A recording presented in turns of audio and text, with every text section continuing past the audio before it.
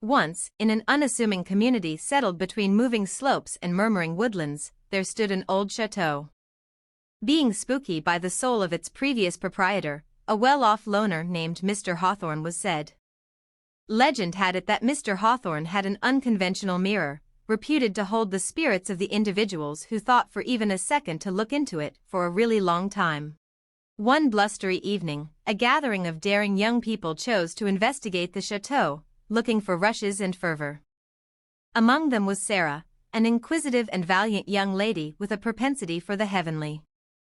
As they entered the chateau, the air developed weighty with expectation, and the haziness appeared to gulp down them. The gathering cleared their path through the faintly lit passages, their strides reverberating off the walls like murmurs from an earlier time. They at long last arrived at the room where the notorious mirror stood, its lavish casing shining in the faint light. Sarah felt a chill run down her spine as she looked at her appearance in the mirror's surface.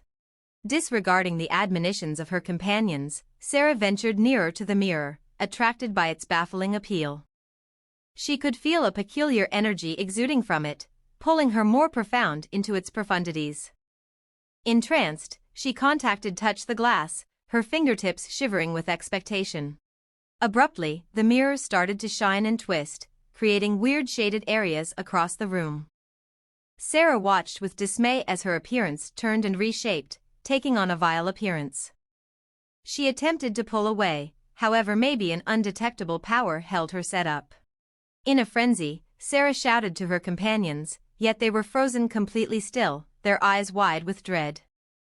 The room appeared to twirl around her, and she felt herself being maneuvered into the mirror, into a universe of dimness and gloom. As Sarah's cognizance blurred, she wound up caught in a terrible domain, encompassed by turned renditions of herself and her companions. Their countenances bended with desolation, their eyes vacant and dormant. She understood with awfulness that they were caught in the mirror, their spirits held hostage by its vindictive power. Frantic to get away, Sarah looked for an exit plan, yet the mirror's hold was unwavering. Days transformed into weeks, and weeks transformed into months, yet at the same time, she stayed caught in the mirror's reviled embrace. Alone and consumed by dread, Sarah's soul started to shrink, her once splendid eyes presently dull and inert. She yearned for the glow of the sun and the dash of a delicate breeze, however all she found was haziness and depression. In the rest of the world, the chateau became known as a position of misfortune and misfortune, its lobbies tormented by the tortured spirits caught inside the mirror. The people who thought for even a second to enter stayed away forever, their destinies everlastingly laced with the reviled chateau and its evil privileged insights. Thus, the legend of Mr. Hawthorne's mirror lived on, a wake-up call of the risks of interest and the results of interfering with powers outside our ability to comprehend.